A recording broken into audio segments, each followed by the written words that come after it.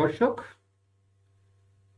কাকুন রেজার সাথে আজকের আড্ডায় রয়েছেন কবি ও শব্দ বিপ্লবী রিগান ইস্কান্দার। আজকে শুনবো রিগান ইস্কান্দারের কথা।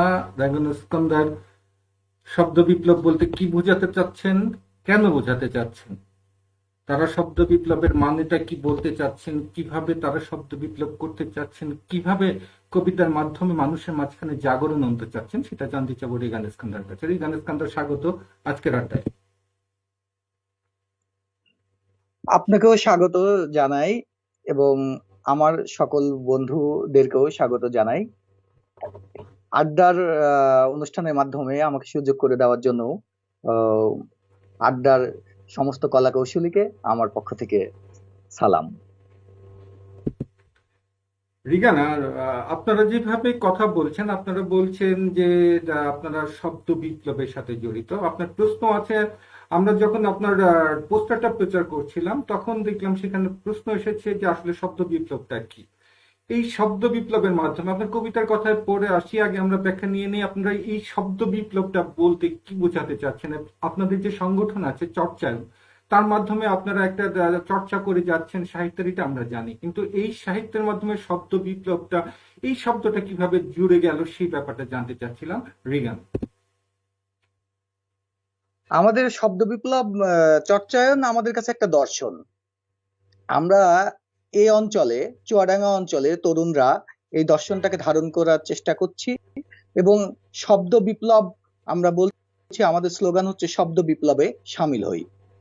আমরা মনে করি যে যুদ্ধ করে দেশ দখলের সময়টা এখন না।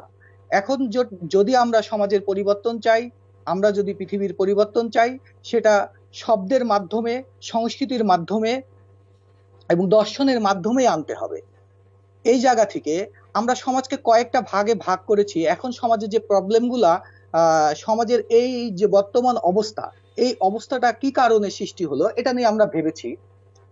ভাবার পরে আমরা যেটা পেয়েছি, আমরা কয়েকটা সমাজের স্তরকে কয়েকটা শ্রেণী বিন্যাস করেছি। আমরা বলছি যে এই সমাজের এই বর্তমান পরিস্থিতির জন্য দায়ী হচ্ছে দুটা শ্রেণী ভাগ করেছি। একটা হচ্ছে তোয়াজ কর্মী, আমাদের ভাষায় আমরা এটাকে বলি তোয়াজ কর্মী। আরেকটা বলছি ভার কর্মী। ভার কর্মী কারা? যারা বর্জুয়া ক্ষমতায়ন, যারা ক্ষমতাকে ব্যবহার করছে নিজস্ব ব্যক্তিগত স্বার্থে, ব্যক্তিগত স্বার্থের জন্য সমাজের ক্ষতি করে দিচ্ছে।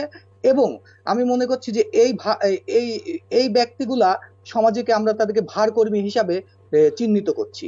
আর একটা ধরনের শ্রেণী আছে যাদেরকে আমরা বর্তমান মিডিয়ার ভিতরে আমরা তাদেরকে অন্তর্ভুক্ত করতে চাই। এই শ্রেণীটা এই ভার কর্মীদেরকে সহযোগিতা করে এবং সহযোগিতা করে তাদের এই কারণেই যে তাদের অবস্থান শক্তিশালী করার জন্য, কিন্তু তারা প্রথম শ্রেণীর জায়গা দখল করার জন্য নয়। কারণ প্রথম শ্রেণীর জায়গা তারা ভার কর্মীদের জন্য রেখেই দিচ্ছে। তারা তোয়াজ কর্মী, তারা তাদের দ্বিতীয় চেয়ারটা কনফার্ম করতে চায় এবং দ্বিতীয় চেয়ারটা যখন কনফার্ম করতে যাচ্ছে, তোয়াজ কর্মী এবং ভার কর্মীর একটা কম্বিনেশন হচ্ছে। এই কম্বিনেশন হয়েই সমাজের একটা অবস্থান, এমন একটা অবস্থান হয়ে যাচ্ছে যে জায়গায় সংস্কৃতি এবং চেতনা এবং প্রজ্ঞার জায়গা খুব ক্ষীণ হয়ে যাচ্ছে। এই জায়গা থেকে এই ভার কর্মী, তোয়াজ কর্মীকে রুখে দেওয়ার জন্য আমাদের তরুণেরা একসাথে কাজ করার চেষ্টা করছে শব্দের মাধ্যমে এবং সংস্কৃতির মাধ্যমে। এটাই শব্দ বিপ্লব। আর এই শব্দ বিপ্লব যারা করছে তাদেরকে আমরা শব্দ বিপ্লবী বলি।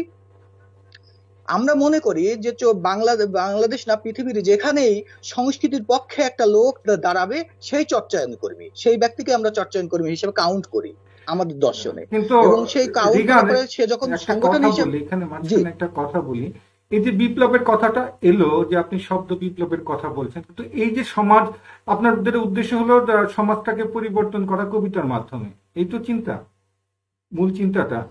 জি, কবিতা মানে সাহিত্য চর্চা, আমাদের লেখালেখি সংস্কৃতি, সাহিত্য এবং সংস্কৃতির মাধ্যমে আপনারা সমাজটাকে পরিবর্তন করতে চান।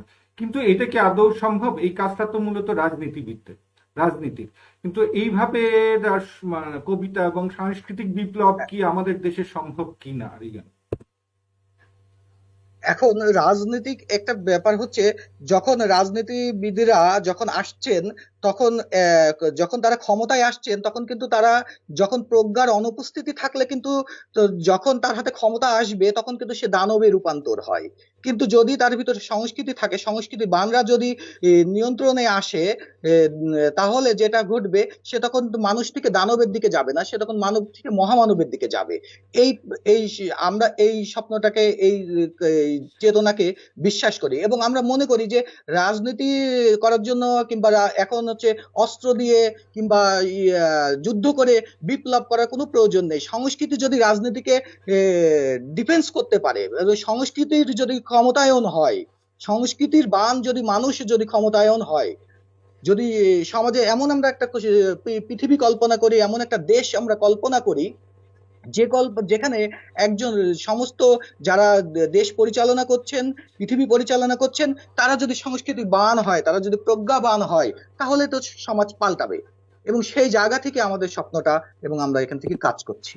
কিন্তু রিগান, সারা পৃথিবী থেকে এমন কোনো উদাহরণ আছে যে সংস্কৃতি কর্মীরা মানে রাষ্ট্র ক্ষমতায় অধিষ্ঠিত হয়েছেন এরকম? আম, হয়তো বিচ্ছিন্নভাবে হয়েছেন, কোনো মানে সংসদে গিয়েছেন বা অন্য জায়গায় গিয়েছেন, সেটা আলাদা কথা, কিন্তু সংগঠিতভাবে সংস্কৃতি কর্মী যারা আছেন তারা রাষ্ট্র ক্ষমতায় গিয়েছেন কিনা এমন কোনো উদাহরণ তো সারা বিশ্বে কখন নেই। এটা কি আদৌ সম্ভব? কাকন কাকনদা কাকনদা, আমি একটা কথা বলি, সেটা হচ্ছে যে, ও, উদাহরণ দেখে যদি আমি আগাই, তাহলে আমি কিভাবে উদাহরণ হব? আমার তো সেই কাজটাই আমার সামনে, যে কাজটা আমার সামনে নাই, সেই কাজটাই আমাকে করতে হবে, এবং সেটাই তখনই আমি উদাহরণ হতে পারবো। আমি মনে তো করি এটা। রিগান, আপনাদের শব্দ বিপ্লব সফল হোক। আমরা চাই যে প্রজ্ঞাবানরা, যাদের সৃষ্টিশীল মানুষেরা বিশ্বের ক্ষমতায় আসুক, মানুষ সুখী হোক, এটা আমরা চাই। এখন চলে আসি কবিতার ক্ষেত্রে। এই তো আপনার কবিতায় আসা, কিভাবে আসা, কেন আসা, এটার এক ধরনের ব্যাখ্যা শব্দ বিপ্লবের মাধ্যমে আমরা পেয়েছি, কিন্তু কিভাবে আসা এই জায়গাটা আমরা জানি না।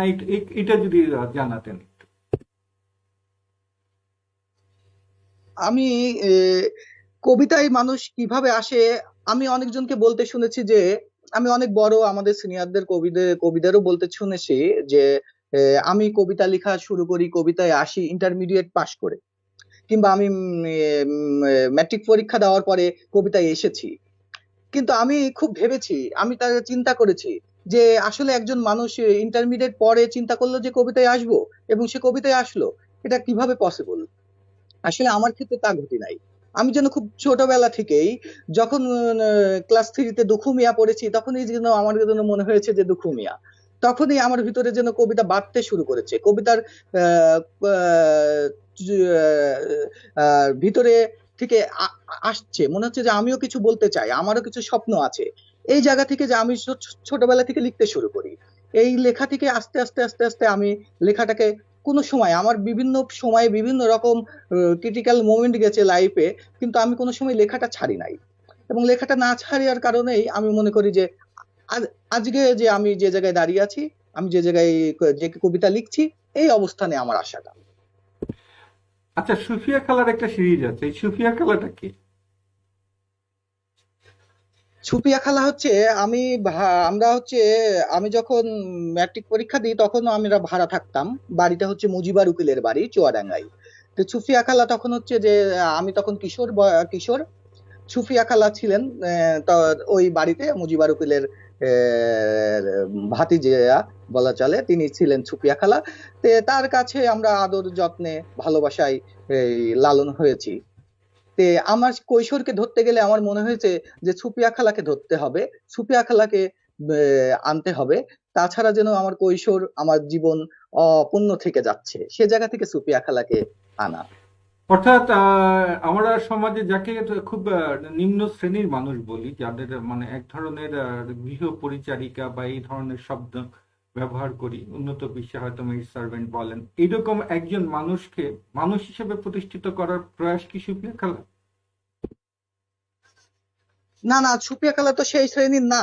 আপনি মনে হয় বলতে আমি ভুল করেছি, কিংবা আপনি শুনতে ভুল করেছেন। সুপিয়া খালা হচ্ছে ওনার ও, ভাইয়ের, না, আমি মুজিবার উকিল, আমি আমরা যে বাড়িতে ভাড়া থাকতাম, মুজিবার উকিলের ভাইয়ের ভাইয়ের আচ্ছা, মেয়ে। এটা তো এমন প্রতীক হতে পারে মানে আমাদের বাড়িওয়ালাও তাহলে বলা কি চলে। না, বুঝলাম, সেটা ঠিক আছে। এমন প্রতীকও তো আছে যারা আমাদের আমরা খালা বলি বা বুয়া বলি, এমন যারা আছে তারা কেন সুফিয়া খালা হুম। হতে পারবে না?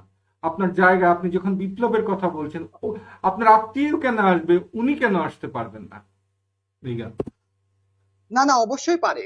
সেরকম প্রভাব যদি আমার জীবনে এরকম ফেলতো, তা আমি অবশ্যই তাকেই বেছে নিতাম। এখানে আমার কাছে ধনী গরিব এই শ্রেণীটা নয়। শ্রেণীটা হচ্ছে যে আমার কিশোরকে কে প্রভাব ফেলতে পেরেছে, আমার কিশোরকে কিশোরের উপরে কার প্রভাব আছে, সেই জায়গা থেকে সুফিয়া খালা আসা। আমি তখন বড় হচ্ছি, নারী কেন্দ্রিক নারী চিন্তা ছোটবেলা থেকে কিভাবে গড়ে উঠছে। একজন মহিলাকে দেখছি খুব আপ টু ডেট, তিনি লিপস্টিক পরছেন, তিনি ভ্যানিটি ব্যাগ নিয়ে কলেজে যাচ্ছেন। এই যে দৃশ্যায়নগুলো ছোটবেলা থেকে দেখে দেখে হচ্ছে। তারপরে আমি আসলাম, যখন কলেজে উঠলাম, আমি যখন ইউনিভার্সিটি আসলাম, তখন তখন দেখলাম যে মেয়েদেরকে দেখলাম, তারা দেখছি লিপস্টিক, ভ্যানিটি ব্যাগ, এই যে মিলে যাওয়া। তার মানে আমি সূত্রটা খুঁজলাম, এই এই দৃশ্য যেন আমার চেনা, কোথা থেকে কোথায় যেন দেখেছিলাম। তাহলে কোথায় দেখেছিলাম? সেই তল্লাশ, সেই এই খুঁজতে যে সুফিয়া খালা তো এসে গেছে। রিগান, সুফিয়া খালা কি শুধু আনন্দের প্রতীক? আপনি বলছেন যে সুফিয়া খালার কোনো কালো শাড়ি নেই, কালো তো শোকের প্রতীক। সুফিয়া খালা শুধু আনন্দের একজন, তার কি কোনো সুখ দুঃখ, দুঃখটা নেই, কষ্টটা নেই? হ্যাঁ হ্যাঁ, তার কষ্ট আছে, তার কষ্টের কবিতাও আছে। যে তার ভিতরে কষ্টের বেদনার কষ্ট কবিতাও আছে। এবং সুফিয়া খালার প্রথম কবিতাটাই কষ্টের কবিতা, তাহলে যেটা রিগান, আমি প্রথম সুফিয়া দেখতে খালার পাই। কালো শাড়ি নেই কেন? আপনার কথাই বলছি আপনাকে। না, সে কবিতায় এই কারণে যে তার সত্যিই কালো শাড়ি ছিল না। আমি যে সময় দেখেছি তার কালী পক্ষের শাড়ি পরার হুম, খুব শখ ছিল, এবং সে সময় তার কালো শাড়ি ছিল না।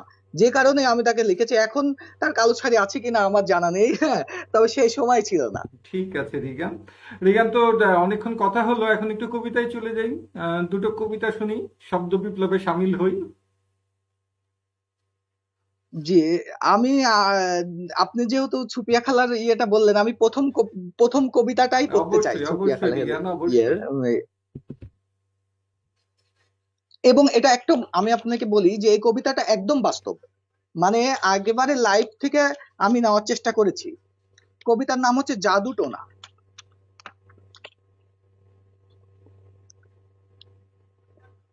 কবিতার নাম জাদু টোনা। আমার তখন কিশোর, সুপিয়া খালার বিয়ের বয়স পার। সুপিয়া খালার মুখে হাসি নেই, আমরা কবিরাজ বাড়ি যাই। সুপিয়া খালা সুন্দরী, এ মেয়ের বিয়ে আটকে গেছে, নিশ্চয় কোনো পুরুষের জাদুটোনা, কবিরাজ জানাই। 7টা পাথর সুফিয়া খালার হাতে, পুরনো কবরের উপর 7 দিন ফেলতে হবে শুভ সাদিকে। কবরস্থানে কোনো নারী যেতে পারে না, আর সুফিয়া খালা কোনো পুরুষে বিশ্বাস পায় না। প্রতিদিন একটা করে পাথর সুফিয়া খালা আমার হাতে দেয়, আর আমি একটা করে পাথর পকেটে নিয়ে কবরস্থানে যাই। 7ম দিনে 7ম পাথরটা পকেট থেকে বের করে দেখি, অবিশ্বাস্য, পাথরটা গোলাপ হয়ে গেছে। পাথর ছোড়া হয় না আমার আর, আমি গোলাপ হাতে ফিরে আসি সেদিন শুক্রবার। কবিরাজ বলেছিল 7টা পাথর ছুঁড়ে মারা শেষ হলে বিয়ের বার্তা আসবে। এই বিশ্বাসে সুপিয়া খালা গোলাপ হাতে হাসে, আর সুপিয়া খালাকে আমার ফিল্মের নায়িকার মতো লাগে। তো পরেরটা, রিগান, পরেরটা শুনি। পরেরটাও সুপিয়া খালার, সাপ লুডু।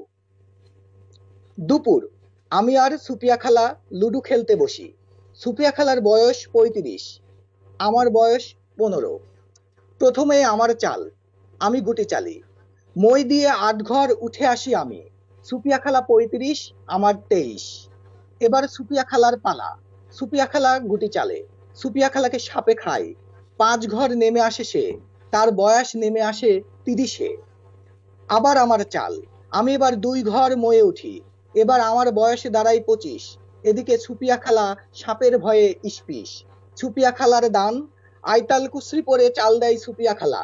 আবারও তাকে সাপে কাটে, আবারও 5 ঘর নেমে আসে সে। এখন সুপিয়া খালার 25, আমিও 25। পরপর দুবার সাপে কাটা কিছুতেই মেনে নিতে পারে না সুপিয়া খালা, রেগে মেগে উঠে যায় সে। শুধু একটি সমবয়সী সাপ লুডুর পাশে বসে থাকে সারাটি দুপুর জুড়ে। চমৎকার রিগান। তো আপনার বই, সাম্প্রতিক যে বই, আপনার সর্বশেষ বই বোধহয় ধোশাস্ত্র বলি, এ নিয়ে একটু কথা বলি। জি দোহশস্ত্র বুলি সম্পর্কে জি আপনি জি বলেছেন এটা বিপ্লবীদের দোহশাস্ত্র আর কি। হ্যাঁ, শাস্ত্রীয়, জি, সেই এটা এই শাস্ত্রীয় বই। এইভাবে বলাটা কেন? আমি সাবজেক্টিভ কাজ করি। আমার চিন্তা হয় যে এমন না যে কবিতাগুলো আমি সাবজেক্টিভ করে নিই, আমি বিষয়টাকে সাবজেক্টিভ করে নিতে পছন্দ করি। এবং সেই জায়গা থেকে আমি চিন্তা করেছিলাম যে এমন একটা বই আমার লেখা প্রয়োজন যেটা বিপ্লবকে স্বপ্ন মানে চালনা করবে এবং প্রতিবাদী জিনিসটা সে বইটার ভিতরে থেকে যাবে। খুব বড় আকারে না হলেও যাতে দিতে পারে এমন চিন্তাটাকে যেন সামনের দিকে এগোতে পারে, এরকম জায়গা থেকে আমি চিন্তা করেছি একজন তরুণ যখন একটা বইটা পড়বে তখন তার জন্য সেই মানসিকতা, সেই চিন্তা, সেই চেতনা যেন তার ভিতরে আসে। এই জায়গা থেকে আমি দেহস্বাস্থ্য নিয়ে কাজ করেছিলাম এবং জানি না কতটা আমি পেরেছি সেটা হয়তো নির্ধারণের জায়গায় সময় থাকবে, কিন্তু আমি আমার সাধ্য মতো চেষ্টা করেছি। রিগান, দোহশাস্ত্র থেকে আরো দুটো কবিতা শুনে নেই, তারপর আবার আলাপে ফিরি।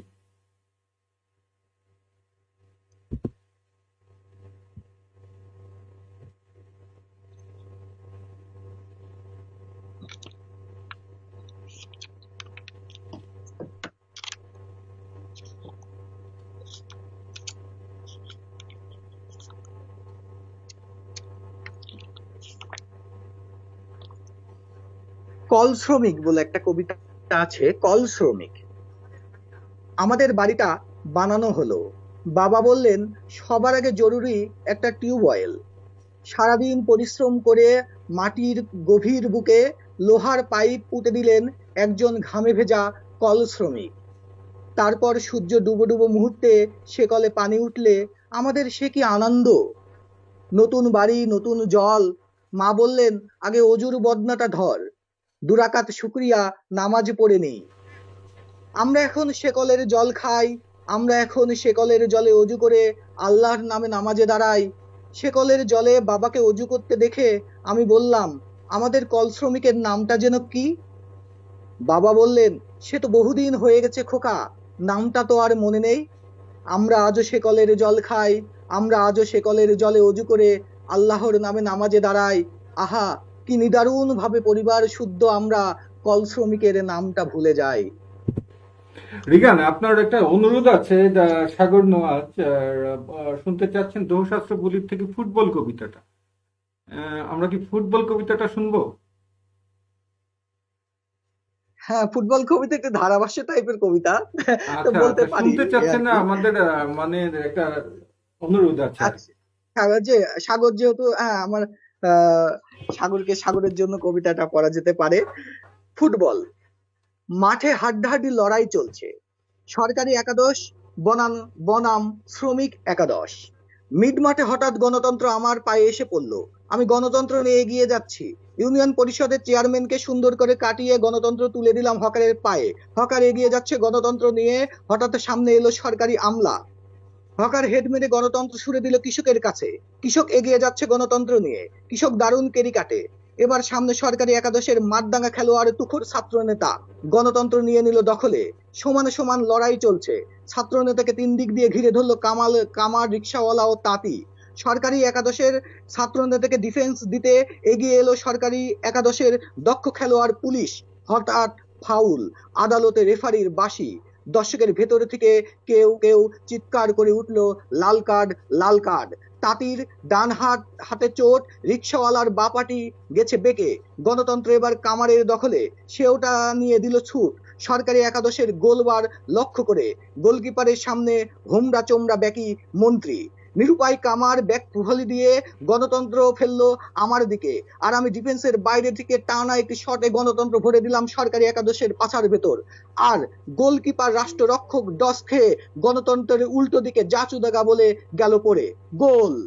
স্টেডিয়ামে তখন জনতার উল্লাস, দুনিয়ার মজদুর এক হও। কবিতায় বিপ্লব। তো রিগান, আরেকটা প্রশ্ন আছে আপনার কাছে। সেটা হলো যে আপনি সাহিত্য পুরস্কার প্রশ্নে একটা স্ট্যাটাস দিয়েছিলেন সামাজিক মাধ্যমে, যে সাহিত্য পুরস্কারটা আপনি অস্বীকার করেন না। এই যে কিন্তু তরুণ বলতে আপনি প্রশ্ন করেছেন যে তরুণ কবি কি? মানে তারুণ্যটা আপনি কিভাবে জি, ব্যাখ্যা করেন মূলত? তারুণ্য এমন একটা জিনিস, আমি তো মনে করি যে যে 70 বছরে যিনি দাঁড়িয়ে থাকেন তিনিও তরুণ হতে পারেন, আমি মনে করি। তে তরুণকে আলাদা করে দেখা হচ্ছে, আবার বিশ্বের অন্যান্য দেশের দিকে আপনি তাকান যে তরুণ আমাদের সময়ে যাদেরকে তরুণ বলে আলাদা করে ক্যাটাগরিতে ফেলা হচ্ছে, বিশ্বের বড় বড় লেখক, যে বড় বড় কবি যাদের লেখা আমরা পড়ছি এই সময়টা, তাদের বড় বড় বই, বড় বড় ও, যেগুলো আমাদের জন্য তারা সৃষ্টি করেছেন, তারা কিন্তু এই সময়টাতে সৃষ্টি করেছেন। এই সময়টা আমি মনে করি যে একটা সময় পর্যন্ত লেখালেখি থাকে, তারপরে কিন্তু একটা এজে যে রিপিটেশন হয়। আমিও মনে করি যে আমার লেখা অন্ততপক্ষে 50 পর্যন্ত, আমি মনে করি যে 50 পর্যন্ত আমি হয়তো তাও খুব জোর, বেশি হলে আমি 50 পর্যন্ত হয়তো কিছু দিতে পারবো যদি আমার পক্ষে সম্ভব হয়। তারপর হয়তো যেটা হবে সেটা, এই যে লিখে যাচ্ছি এটা রিপিটেশন আসবে। এটা আমি অনেক ভেবে চিন্তা, আমার মনে হয়েছে ব্যক্তিগত চিন্তা ভাবনা। তে এই তরুণ বলে যে যেটা যাদেরকে আমাদেরকে আমাদেরকে যারা প্রজ্ঞাবান আছেন তারা যে আলাদা ক্যাটাগরি তৈরি করছেন, এইটা জায়গাটাকে আমার মনে হয়নি যে এটা ঠিক জায়গা।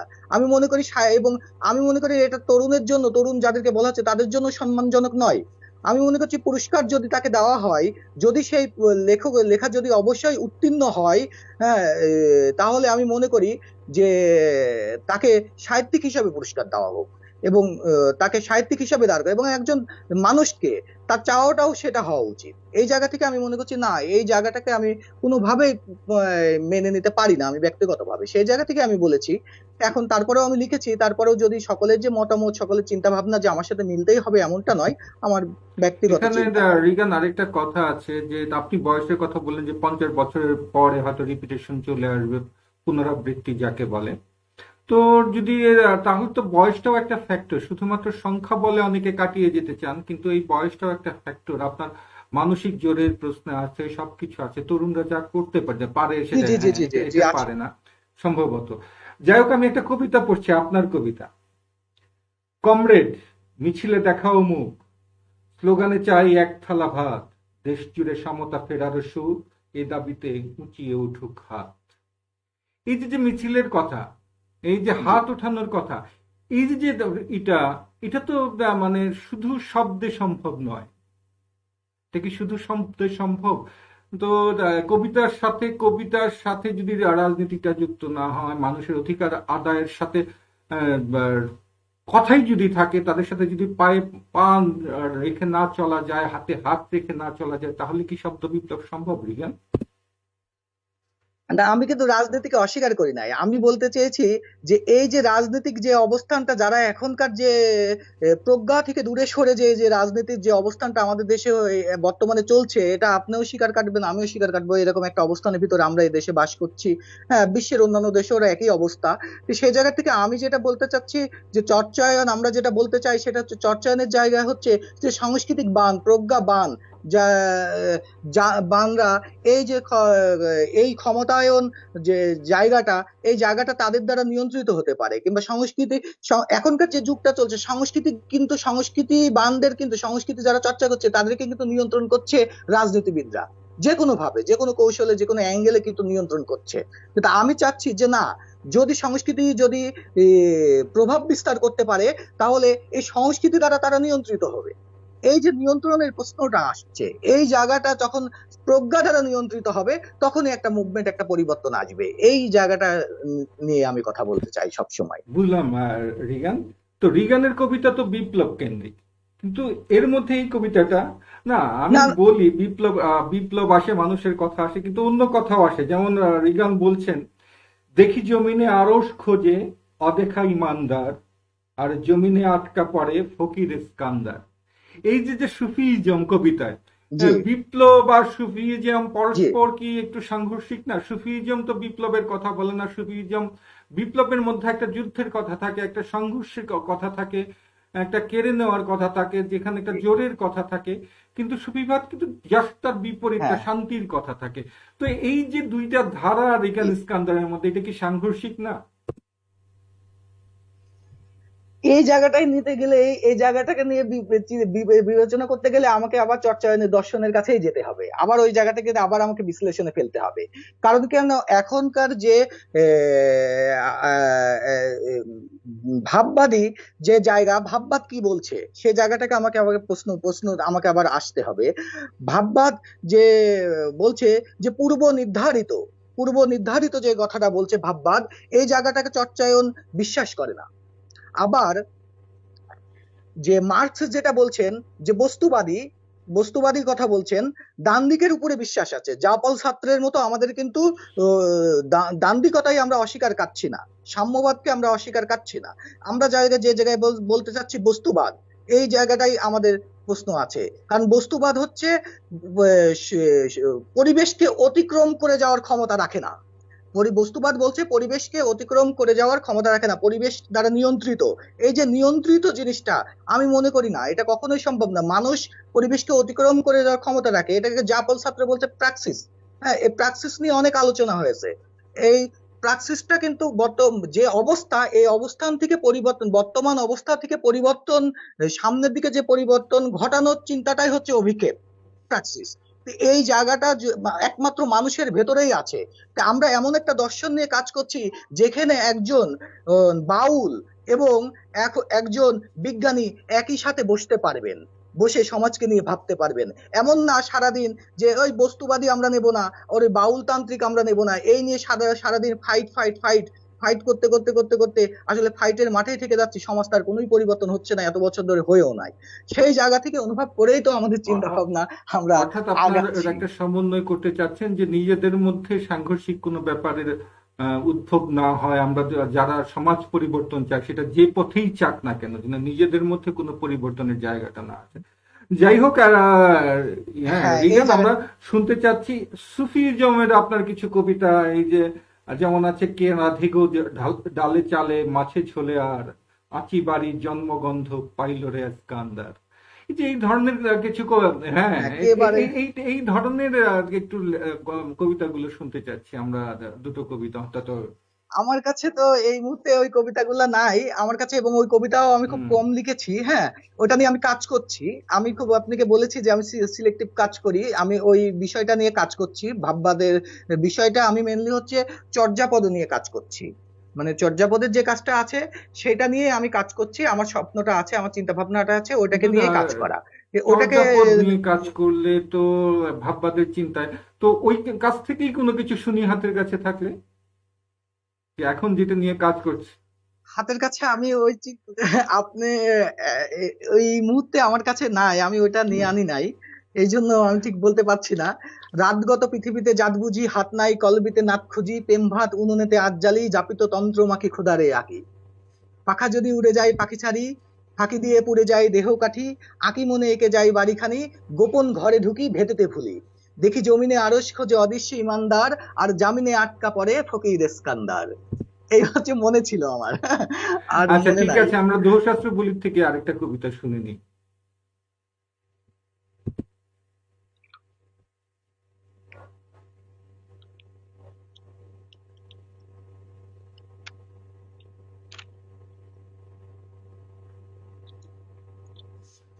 বিশ্বাস, কবিতার নাম বিশ্বাস। আমার বউ দারুণ সৌন্দর্য শৌখিন, আর আমি জ্ঞানের পূজারি স্বামী। নাকে তার নোলক চাই, বাজার থেকে বিজ্ঞানের নোলক কিনে এনে দিলাম। এখন বউ কথা বললেই বিজ্ঞান নড়ে চড়ে ওঠে। কানে তার ঝুমকো চাই, বাজার থেকে দর্শনের ঝুমকো কিনে এনে দিলাম। এখন বউ মাথা ঝাঁকালেই দোকানে তার দর্শন দুলে দুলে ওঠে। পায়ে তার নুপুর চাই, বাজার থেকে সাহিত্যের নুপুর কিনে এনে দিলাম। এখন বউ হাঁটলেই ঘরময় সাহিত্য মৃদু মধুর শব্দ তোলে। তারপর রাত এলে আমরা লিবিডো হই। আমার বউ একে একে নাকের নোলক, কানের ঝুমকো, পায়ের নুপুর খুলে আমার কাছে আসে। তারপর আমরা যতক্ষণ বিশ্বাস করি প্রেমও এক চাহিদা ও যোগানের অর্থনীতি, বিশ্বাস করুন ঠিক ততক্ষণ আইনস্টাইন আমার বউয়ের নাকের বিজ্ঞান নোলক হাতে, আর কার্ল মার্কস দর্শন ঝুমকো হাতে, আর রবীন্দ্রনাথ আমার বউয়ের পায়ের সাহিত্য নুপুর হাতে আমাদের বিছানার পাশে অসহায় দাঁড়িয়ে থাকে। তাহাদের অসহায় মুখগুলো দেখে আমি আর তাহাদের নয়, বউকেই বিশ্বাস করি আমাদের জ্যোৎস্না যৌবন রাতে।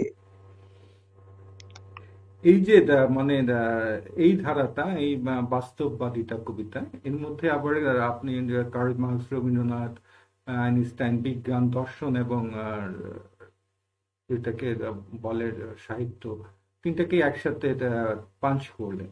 তো একটা ক্ষেত্র আছে এই জায়গায় যে, বা আমাদের সাহিত্য চর্চার ক্ষেত্রে কিন্তু রবীন্দ্রনাথ একটা জায়গা নিয়ে আছে।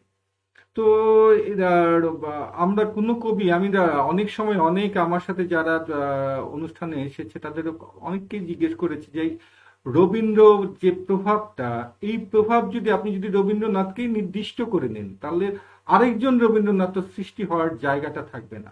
আপনার যদি রবীন্দ্রনাথকেই শেষ সীমানা ভেবে নেন, এই বাংলাদেশ বা বাংলা ভাষীদের সাহিত্য জি জি। চর্চায় কিন্তু এটা এইভাবে একটা ধারণা প্রতিষ্ঠিত যে রবীন্দ্রনাথের উপরে কিছু নেই। তো এই ব্যাপারটা আপনি কিভাবে দেখেন, রিগান?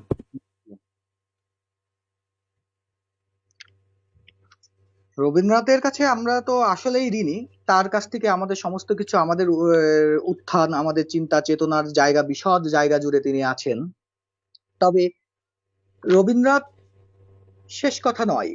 আমি ক্লিয়ার বলতে চাই যে রবীন্দ্রনাথ শেষ কথা নয়, এ কথা। এর উপরে আমার ছুপিয়া খেলাতে একটা কবিতা আছে, যে ছুপিয়া খেলা, যেহেতু ছুপিয়া খেলা বইটা আমার জাদু বাস্তবতার ম্যাজিক রিয়েলিজমের উপর লেখা।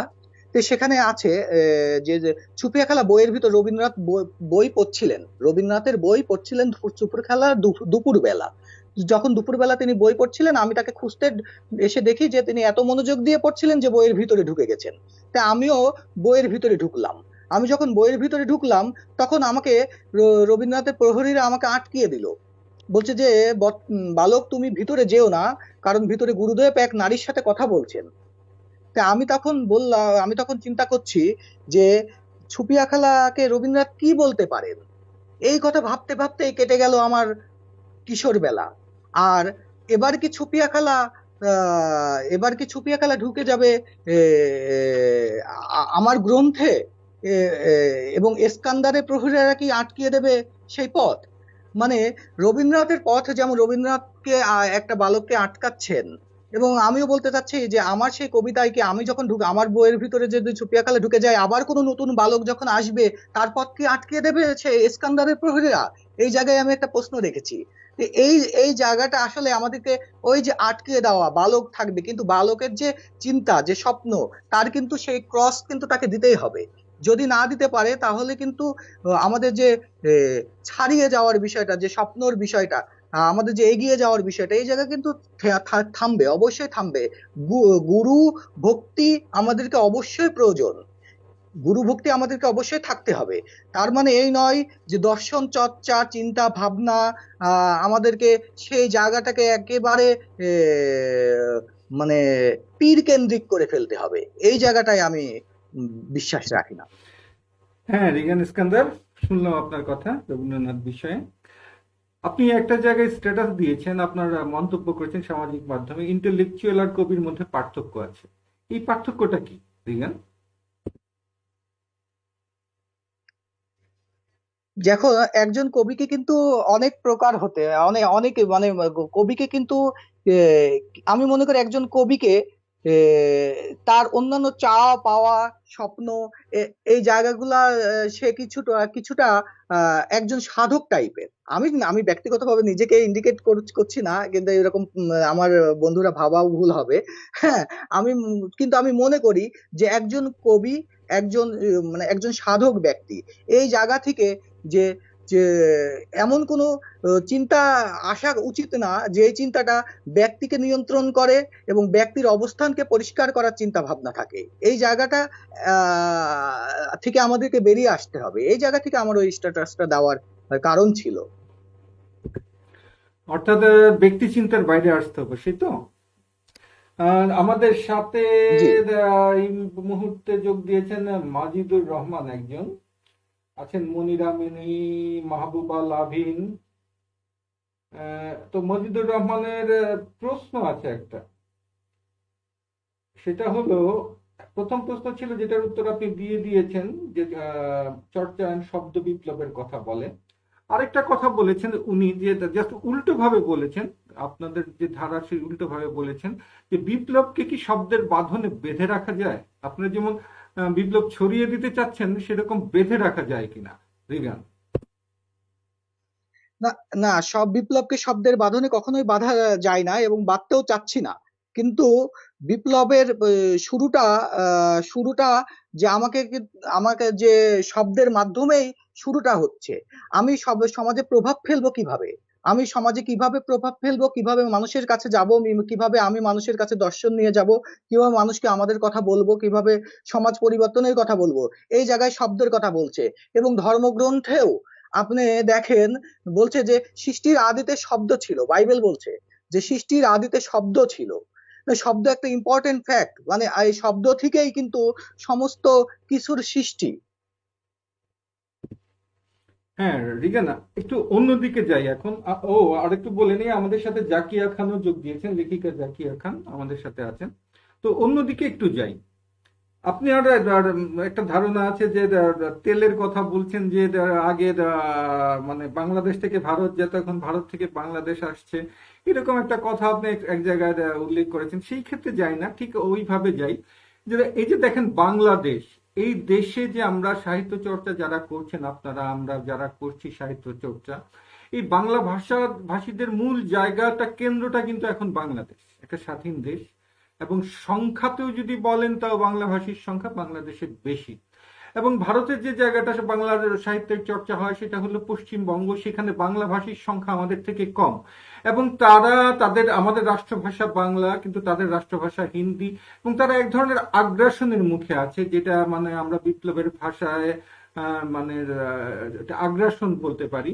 তারা আগ্রাসনের মুখে আছে, তাদের মানে বাংলাটা এক ধরনের কোণঠাসা।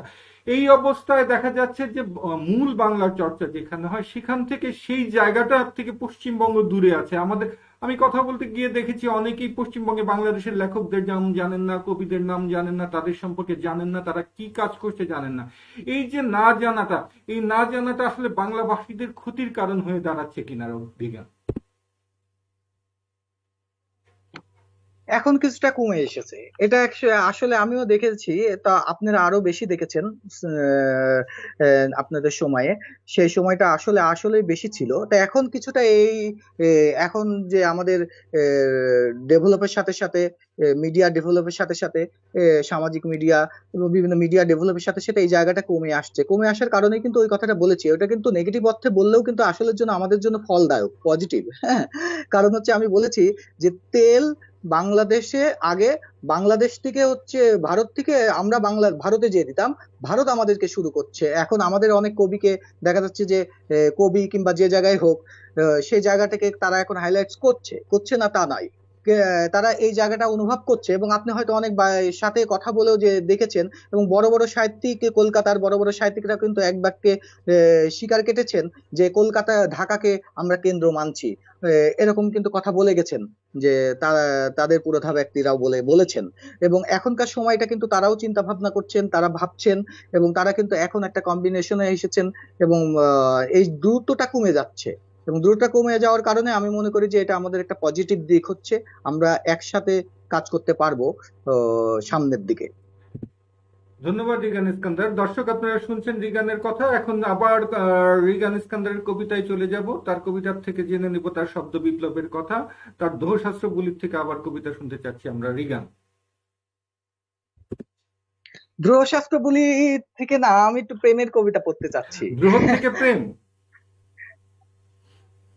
হ্যাঁ, প্রেমের কবিতা পড়তেও আমার ভালো লাগে। কারণ আমি মনে করি না যে, আপনাকে বলেছিও এক সময় হয়তো, যে আমি মনে করি না যে আহ, যে আমি কবি কোনো তত্ত্বর ভিতরে আটকে যাক। আমি দেখেন, আপনি যেহেতু ভাববাদের একটা কথা বললেন, আমি ওই জায়গায় কলম চালানোর চেষ্টা করছি। আমার এক স্বল্প ইয়ে চিন্তা জ্ঞানে আমি চেষ্টা করছি।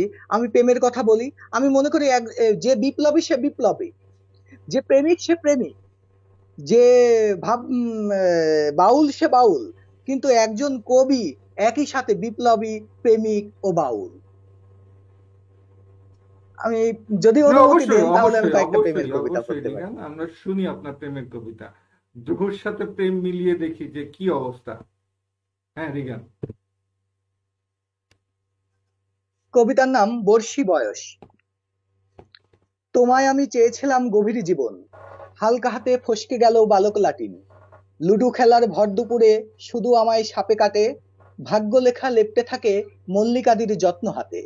মল্লিকাদি চশমা পরে, মল্লিকাদি ছাদে ওঠে, আমি তখন বইয়ের ভাজে ময়ূর পেখম, আমি তখন মাছ ধরা ছিপ, বস্যি বয়স। হঠাৎ করে হারিয়ে গেলাম মল্লিকাদির হলুদ দিনে, বিশদভাবে হারিয়ে গেলাম মল্লিকাদির বিয়ের ভিড়ে। তোমায় আমি চেয়েছিলাম গভীর জীবন, হালকা হাতে ফসকে গেল বালক লাটিম। আর একটা কবিতা পড়ি। কবিতার নাম হচ্ছে আরবি পড়া মেয়ে।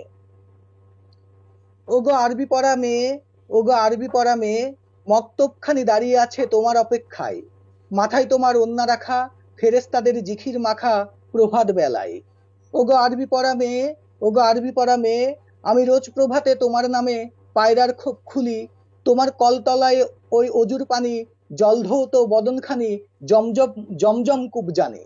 ওগো আরবি পড়া মেয়ে, ওগো আরবি পড়া মেয়ে, তুমি খোঁজ রাখো কি, খোঁজ রাখো কি, একটি ছেলে তোমার নামে রোজ ৫ কালেমা জপে, একটি ছেলে তোমার নামে খোপ খুলে রোজ ১০ কবিতর ছাড়ে। হ্যাঁ, চমৎকার কবিতা। প্রেমের কবিতার মধ্যেও এক ধরনের কিশোরবেলার বিরহ আছে, বিষাদ আছে। জানি না রিগান ইস্কন্দারের জীবনে কিশোরবেলা এরকম কোনো ঘটনা আছে কিনা বিরহ বিষাদের। আরেক শুনি, পরেরটা শুনি। আরেকটা কবিতা পড়া যেতে পারে হৃদবিধুরন গীত। হৈমবতী, আমি চাই তোমার সাথে বাণিজ্য চুক্তি হোক, অনুরক্ত প্রেমিক সওদাগর আমি, তোমার অনুরাবন্ধে জাহাজ ভেড়াই, পীড়িতের বেধড়ক বাণিজ্য হোক আমাদের শুল্কমুক্ত যৌবন দিনে, আর দিন শেষে দুজনে ভালোবাসার মুনাফা গুনি। ধীরে ধীরে দম্ভ ধীরে ধীরে দক্ষ দাম্ভিক নাবিক আমি, এ তল্লাটে প্রভাবশালী প্রেমিক হয়ে উঠি। হৈমবতী, তোমাকে ভালোবাসার বন্দোবস্ত করি, প্রার্থনা করি বাণিজ্য মৌসুম শেষে ফিরতি সময় ভিনদেশি নাবিক বেমালুম যেন নৌপথ ভুলে যায়, আর তোমার পর্বত বন্দরে বসে বসে জলের কীর্তন গায়। হৈমবতী, বাসনা করি স্কান্দার প্রণীত এই সব হৃদিবিধুনন গীত তোমার বন্দর দেশের জাতীয় সঙ্গীত হোক। চমৎকার কবিতা রিগান। আপনি কবিতা ভালো লেখেন নিঃসন্দেহে। আমাদের সাথে আরো কয়েকজন যোগ দিয়েছেন, তার মধ্যে মেহেদী হাসান সোহেল, লাবিব মিজু। জি, লাবিব মিজুর একটা আবদার আছে, বিপ্লব কবিতাটি শুনতে চাই কবি।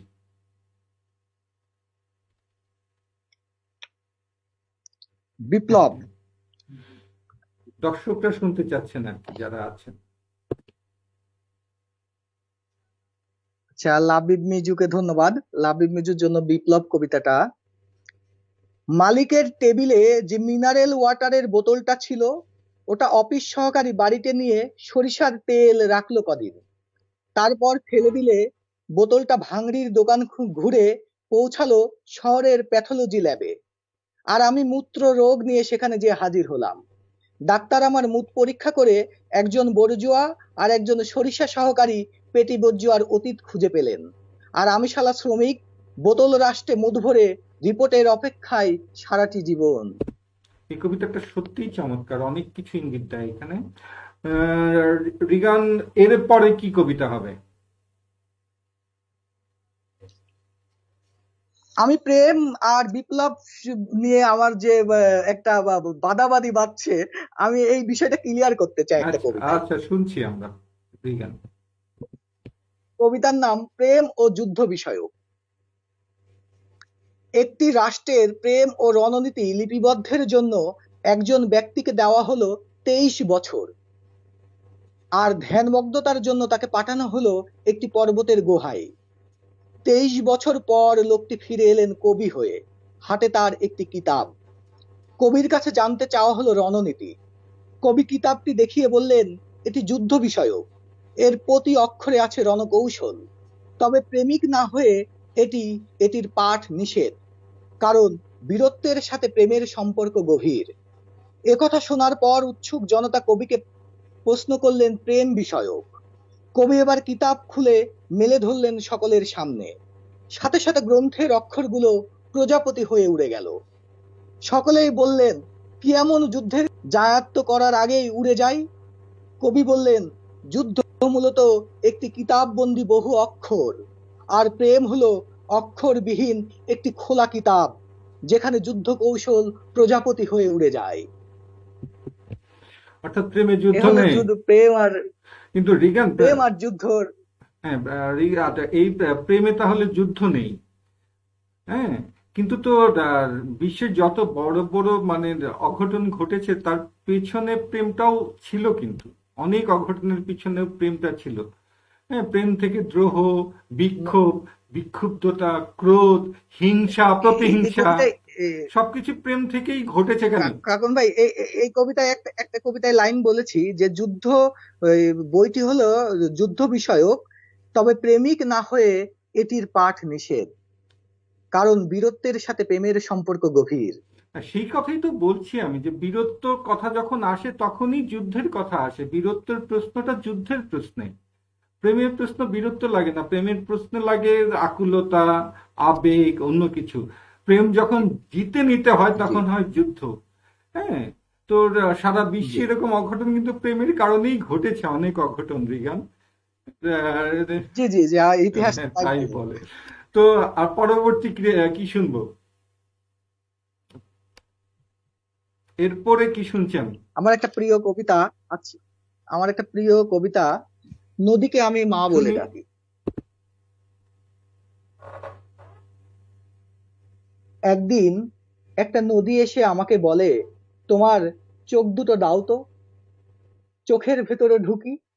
আমি তাকে বলি, তুমি অন্য কোথা যাও, আমার চোখে কি এত জায়গা আছে একটা আস্ত নদী এঁটে যাবে?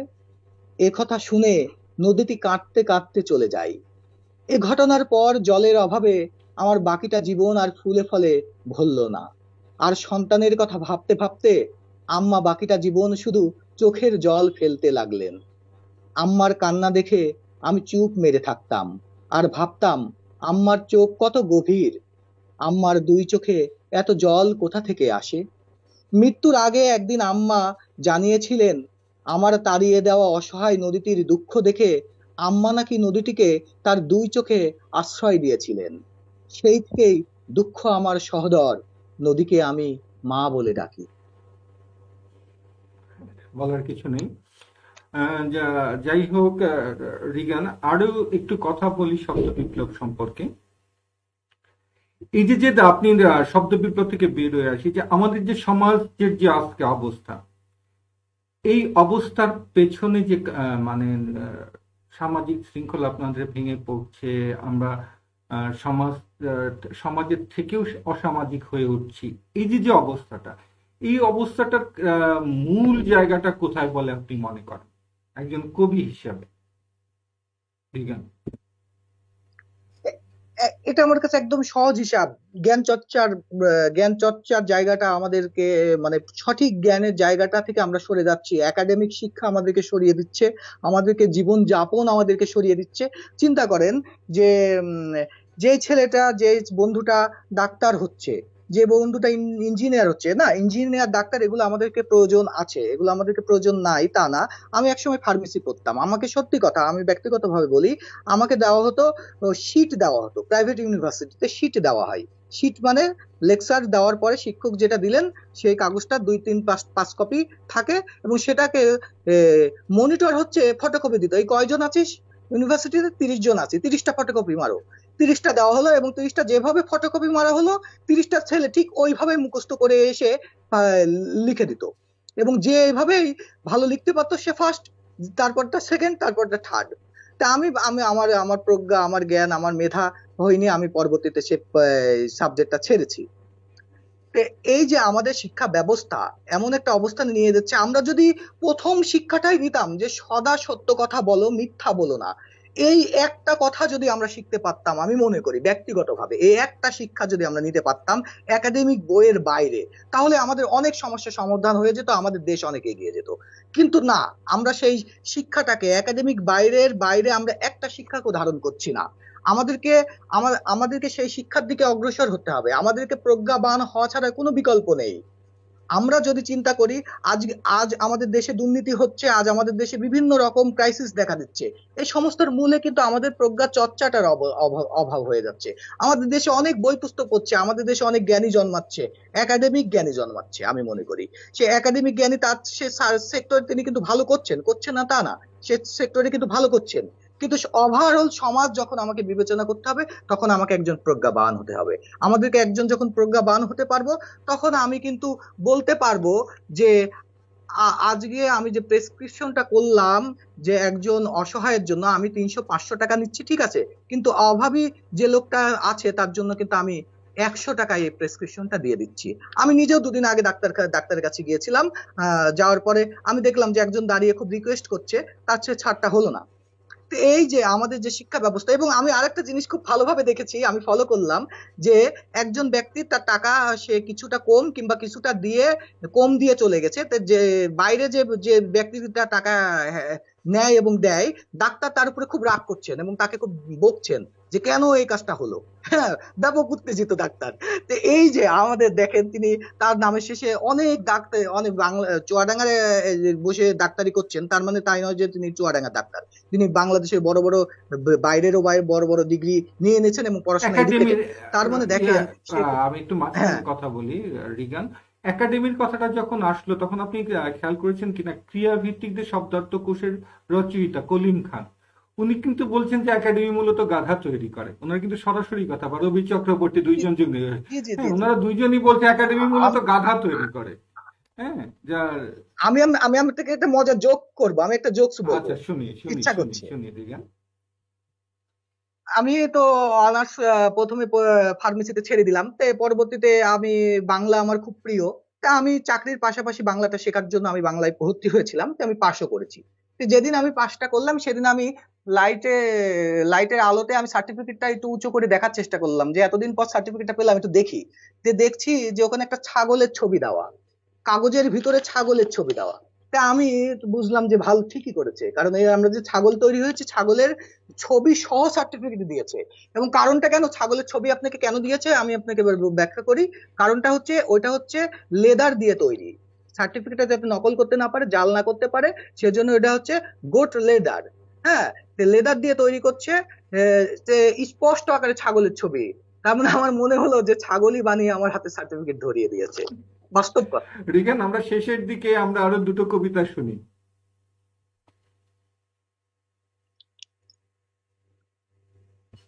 পাগল, কবিতার নাম পাগল। মানুষ জন্ম আর ভালো লাগে না লোকটি, ফুল হয়ে গেল, সৌন্দর্য পেল, মানুষটাকে বাগানে শিকল পরিয়ে রাখলো। মানুষ জন্ম আর ভালো লাগে না লোকটির, পাখি হয়ে গেল, স্বাধীনতা পেল, মানুষটাকে ঢিল ছুঁড়ে মারলো। মানুষ জন্ম আর ভালো লাগে না লোকটির, নদী হয়ে গেল, পবিত্রতা পেল, মানুষটাকে স্রোতে ভাসিয়ে দিল। লোকটি ফুল হয়ে গেলে মানুষটাকে শিকল পরিয়ে রাখে, লোকটি পাখি হয়ে গেলে মানুষটাকে ঢিল ছুঁড়ে মারে, লোকটি নদী হয়ে গেলে মানুষটাকে স্রোতে ভাসিয়ে দেয়। আহা, জানাই হলো না লোকটির, ফুল পাখি আর নদী হয়ে গেলে মানুষ আসলে পাগল হয়ে যায়।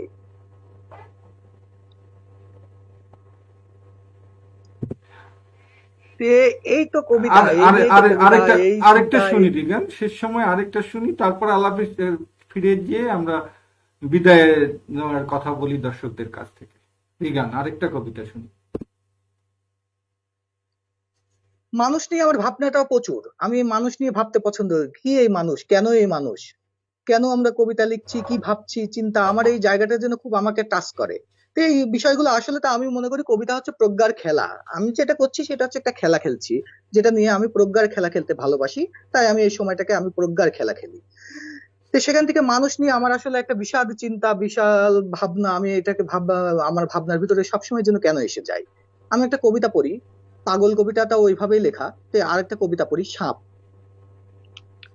হঠাৎ সে মারা গেল, মারা যাবার কদিন আগে ঘুমের ঘরে হঠাৎ হঠাৎ সাপ সাপ বলে চিৎকার করে উঠত। তার কবরের পাশ দিয়ে আসছিলাম, দেখলাম একটা সাপ তার কবরের সামনে। ভাবলাম হয়তো কবরে আজাব চলছে, আগ বাড়িয়ে সাপটাকে জিজ্ঞেস করলাম, ভেতরে আজাব টাজাব চলছে নাকি? সাপটা মলিন মুখে বলল, লোকটার কবর বানাতে যেয়ে আমার ঘরটা ভেঙেছে, আমার থাকার জায়গা নেই, নিজেই আজাবে আছি গো। সাপটাকে সান্ত্বনা দিয়ে বললাম, দুঃখ করো না, কবরের ভেতর ওর পাশে যে শাটপাট শুয়ে পড়ো, ভয় নেই, ও মারা গেছে, আগের মতো ওর আর বিষও নেই, ছোবলও দেবে না। চমৎকার কবিতা। আর রিগান, আমরা একেবারে শেষ মুহূর্তে, তো একটা প্রশ্ন আছে। সোহেল নামে একজন, মেহেদী হাসান সোহেল, সে বলছে, হাসান হ্যাঁ, সোহেল, চর্চায়ন শব্দ বিপ্লব ছাড়া আর কোন কোন বিপ্লব করতে চায়, এরকম একটা প্রশ্ন। কি কি বিপ্লব করতে চায়? চর্চায়ন চর্চায়নের কাজ হচ্ছে সংস্কৃতির মাধ্যমে সমাজ পাল্টানো। এবং চর্চায়ন যে শুধুমাত্র বসে বসে কবিতা লিখবে তা কিন্তু নয়। আমি কিন্তু এটা বারবারই বলেছি যে চর্চায়ন বসে বসে কবিতা লেখার কাজ চর্চায়নের না। চর্চায়নে যারা কাজ করছে তারা কিন্তু সকলে কবি তাও না। চর্চায়নের যারা কাজ করছে তারা সংস্কৃতিবান, তারা সংস্কৃতি, কেউ প্রজ্ঞা, সে কেউ সংস্কৃতি চায় যে সংস্কৃতি ডেভেলপ, কেউ সংস্কৃতিকে ভালোবাসে, সংস্কৃতিকে লালন করে। তো এই যে প্রজ্ঞাবান মানুষগুলো সমাজের সকল কাজই চর্চায়ন করতে চায়, যা কিছু ভালো সকল কাজই চর্চায়ন করতে চায়, এবং সেটা সংস্কৃতি এবং শিল্প এবং প্রজ্ঞার মাধ্যমে। এই জায়গাটা কিন্তু সংস্কৃতি চর্চায়নের কাজ শব্দ বিপ্লব, শব্দ দিয়ে বিপ্লব করা, এই জন্য শব্দ বিপ্লব। কিন্তু সকল বিপ্লবই কিন্তু এর ভিতরে থেকে যাচ্ছে। সকল কিছুকেই পাল্টাতে হবে, এই সমাজকে পাল্টাতে গেলে সকল কিছুকেই পাল্টানো আমাদের প্রয়োজন, যেটা আমরা শব্দের মাধ্যমে করছি, শব্দের মাধ্যমে আমরা করার চেষ্টা করছি, আমরা দাবিটা তুলছি। তো রিগান, আমরা তো শেষ সময়ে চলে এসেছি, এবং আপনার কাছ থেকে শুনলাম আজকের শব্দ বিপ্লবের ধারণা, চিন্তা, আপনারা কি করতে চাচ্ছেন চর্চায়নের মাধ্যমে, কবিতার মাধ্যমে কি করতে চাচ্ছেন মূলত, এই কথাগুলো আপনার কাছ থেকে জেনে নিলাম, এবং যারা আমাদের সাথে ছিলেন তারাও শুনলেন। এখন আপনি যদি তাদের উদ্দেশ্যে কিছু বলতে চান আর কি, রিগান। যারা কবিতা শুনলেন এবং চর্চায়ন সম্পর্কে শুনলেন তাদেরকে আমি ধন্যবাদ জানাই এবং আমার পক্ষ থেকে ভালোবাসা জানাই যে তারা এতক্ষণ শুনছেন। আহ, এবং এই যে আমাদের যে লেখালেখি, আমাদের যে স্বপ্ন, আমাদের যে বিপ্লব, আমাদের যে লেখালেখি, সমস্ত কিছু বলেন, এই সমস্ত কিছু কিন্তু ব্যক্তি কেন্দ্রিক, মানুষ কেন্দ্রিক। আমরা যদি সমস্ত মানুষ যদি একসাথে এবং চিন্তাবান হতে পারি, আমরা যদি স্বপ্নবান হতে পারি, আমরাই পাল্টাবো সমাজটাকে। এবং আমরা যদি একজোট হতে পারি, আমরা যদি একত্রিত হতে পারি, তবেই আমরা পাল্টাবো। এই ভালোবাসা আমাদেরকে সব সময়, আমি কবিতা লিখবো, একজন কবিতা লেখে, হ্যাঁ, তার কবিতা লেখার সুযোগটাও এই জায়গা থেকে আসবে। তার একজন ভালো কাজ করবে, তার কবিতা সেই ভালো কাজের সুযোগটাও আমাদেরকে সৃষ্টি করে দিতে হবে। সকলে মিলে আমরা একটা সুন্দর সমাজের স্বপ্ন দেখি, এবং এই সমাজে সকলে কাছে এই দাবি এবং এই স্বপ্ন, আমি তাদের কাছে আমি বলতে চাই যে আমরা সমাজকে নিয়ে ভাববো। ব্যক্তি ব্যক্তি আমরা অবশ্যই, ব্যক্তি কিন্তু সমাজের বাইরে নয়, কিন্তু সমাজও ব্যক্তি থেকে বিচ্ছিন্ন নয়। সমস্ত মিলে আমরা একটা সুন্দর একটা স্বপ্ন দেখবো, সুন্দর একটা সমাজের কল্পনা করব।